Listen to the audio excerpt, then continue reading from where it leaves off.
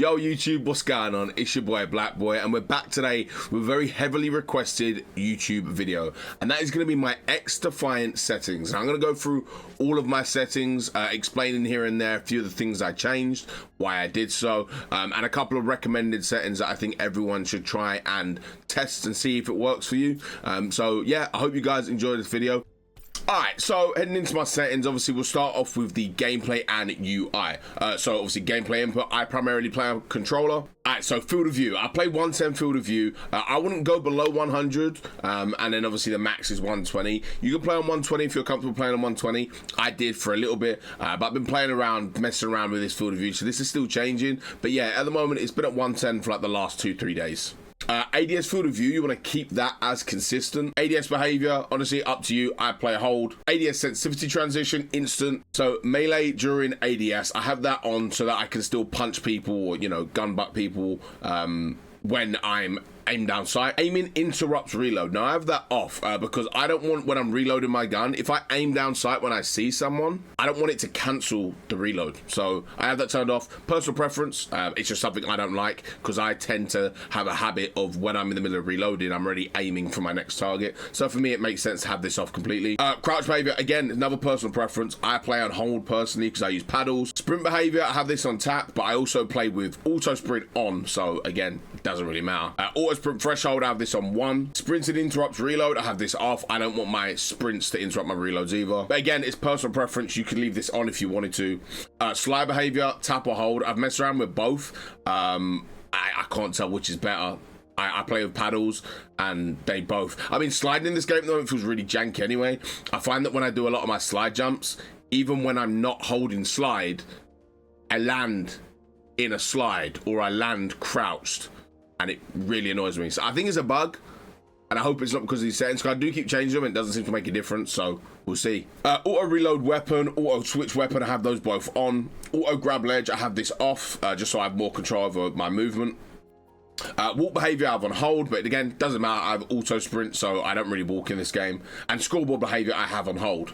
Now, adjust HUD limits. This is personal preference again. I like to bring my HUD limits in. What that does is it just kind of pulls everything in a little bit. So I play 65, 65. 100 would mean that everything is right on the outer corner of your monitor, but for me personally, I like to bring it in a little bit. Help, especially with that mini map. I don't stare at my mini map, I usually glance at it, but when my mini map's just a little bit closer in, it means I don't have to glance as far, which means I don't stray away from the middle of my screen, which is the important part of my screen because that's where the enemies are. Now, challenge notifications, I have that on all. Damage numbers, I have on. Enemy health bars, I have on. Minimap rotation, I have off. Distance units is meters.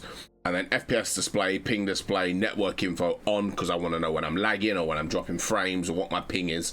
Diagnostic overlay, you can also turn that on if you wanted. I leave it off. Now, team composition overlay, I have this turned off, but when I play ranked, I'm going to switch it on. Basically what it is it shows you a list of the people on your team. It shows you whether they're alive, what their health's at, whether they have their ultimate, and it can be quite useful.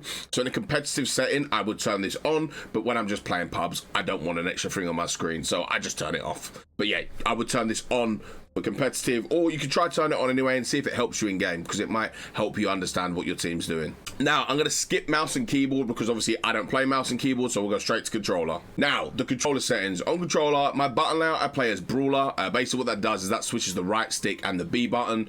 So I have crouch on the right stick and melee on B. Stick layout, default.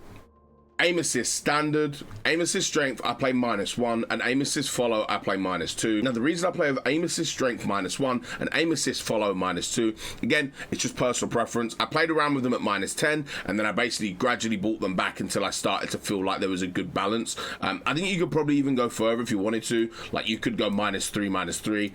You could even just play 0-0. Again, it's totally up to you and how comfortable you are, but I like to play -2, -1. Aim response curve type. Throughout the alpha and the beta, I was religiously a reverse S-curve player. However, since the game's come out, I started on reverse S-curve and I enjoyed it, but I found a lot more control when I switched to linear.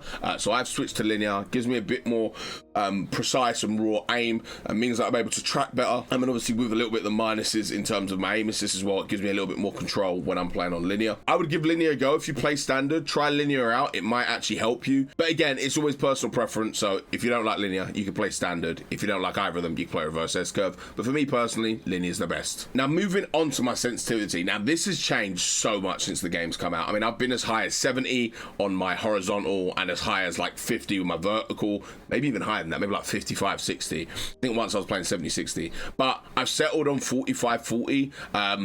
That works for me. Again, it's the right speed for myself. But what I found is when I was playing on higher sensitivities, I didn't have that same level of control that I had when I play on like a 45, 40. I would recommend, you know, if you're playing on a slower sensitivity, maybe even if you go down as low as 35. So 35, 35 is a really good sense if you're starting out. Now, like I said, I play 45, 40, so play around with it, mess around with the sense, and see what feels comfortable for you. I also play a 0.75 ADS sensitivity multiplier for the low zoom, and the high zoom, I play at 0.65. Again, I haven't really used high zoom sights in this game, so this isn't actually like set in stone. I don't know if I ever will. I'm not really a sniper player. I used to be a sniper player back in the old CODs, but I've kind of got away from that. Dead zone left stick, I play on 10. Dead zone right stick, I play on 0. So the dead zone basically is how sensitive your stick is to the inputs you're giving it. So if you have it on 0, if you have stick drift, you might experience like some really awkward movements with your right stick. So again, I would play with this value, maybe start it at like 5, 6 and gradually decrease it.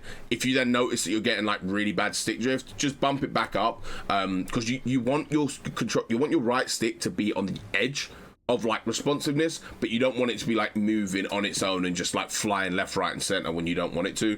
But for me, my controller doesn't have any stick drift, so I play on 8-0. The acceleration speed multiplier. Now it starts default at 1. I took it all the way down to 0 when the game came out because I was like, I don't want any multipliers. I just want to feel my sense and play completely raw. And you can do that. That is totally up to you. However, because I like to play on a bit of a slower sense because it gives me a bit more control, I decided to then turn it up. So I played at 1.7, I played at 1.8, 1.5, and now I'm at 2. 2 means that if I hear like someone behind me, I hear an audio cue behind me, it gives me the ability to react and turn around quickly to stuff that's going on in a different direction without killing my control that I have with a slower sense. So play around with this. I would go no lower than 1.5. You can even go to 1 if you want to, but me personally, I would go no lower than 1.5. And 2 for me works really well. And then these last 3 settings here, I just turn them off unless you're a bit odd. That's just maybe a bit rude. I'm going with it. Unless you're a bit odd and you want those on, then absolutely you can turn those on. But for me, inverting the axis doesn't really do anything for me. It just feels so awkward to play. And controller vibration, I hate controller vibration, but it's personal preference. Some people like the vibration, I don't. So then we move on to audio and voice chat. Not really a lot of settings here. I play main volume 70, dialogue at 70, SFX obviously at 100 because I want to hear the sound effects as loud as possible. UR volume at 50 and music at 35. I don't need the music ripping my head off. So that is why I turn the music volume down. I have voice chat off because I don't care to hear people shouting down their mics in game. Again, personal preference. You can do whatever you want here. And then if we move on to video and graphics, these are the graphic settings that I'm running.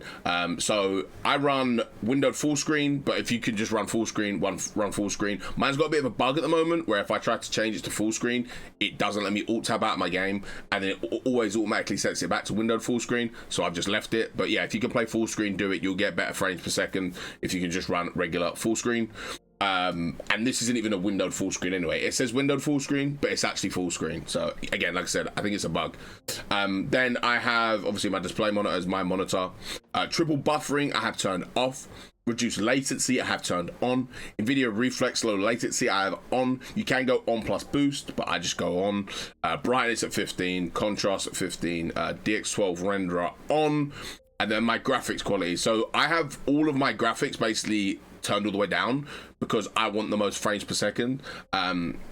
apart from like a couple of settings which I have on or set to medium, but I'll go through those now.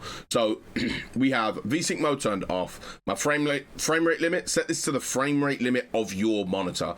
So if your monitor is let's say for example 144 hertz, then you set this to your FPS limit to 144. You can just turn this off and then you could set it up here to the refresh rate of the monitor, but I have it set down here, custom FPS limit to 165. My monitor is 165 hertz.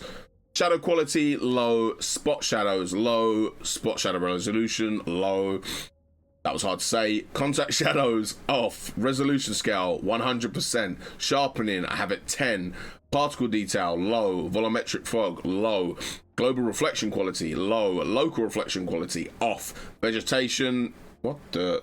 Okay, vegetation quality low. Subsurface scattering I have on. Ambient occlusion I have low. Object details at 29. So streaming distance is at 5. Lens flare I have turned off. Water quality I have at low. Chromatic aberration I have off. And terrain quality I have at medium.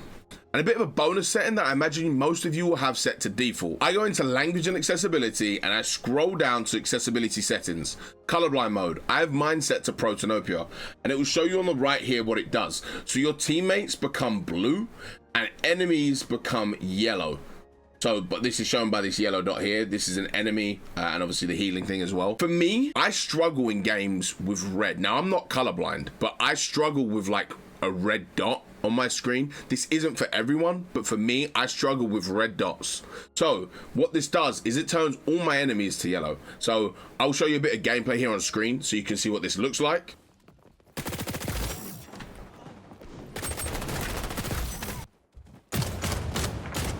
And as you can see from that gameplay, it makes the enemies super visible, really easy to see. Even when you're using a sight on your gun, the dot in the sight is also yellow. So for me, it's personal preference, but for me, protanopia is perfect for me. Flashbang effect, if you're bored of getting flashbanged and your whole screen turning white, you can actually turn it to black by turning this setting here to dark. I don't mind being flashbanged. It keeps my eyes awake, keeps me alert. But you know, say for example, you're playing and you're fed up of being flashbanged and just being blinded, you can set this to dark. And again, all the rest of these are just all default for me. I haven't played with these at all because I don't really use any of them. But have a look through, read through, you get the descriptions on the right, you can have a little choose and a little pick. And that is my settings for XDefiant. If you guys have any questions, please leave them down below. Again, if you really enjoyed this video, make sure to leave a like and subscribe. And if you want to come check me out playing XDefiant live on stream, head over to my Twitch channel. I'll be streaming there 3 p.m. BST most days, vibing with chat, playing with chat, and we're really excited for season 1. And if you haven't seen my season 1 video, make sure to click the eye in the link above. Get up to date with everything coming in season 1 of XDefiant. I hope you all have a fantastic day and take care.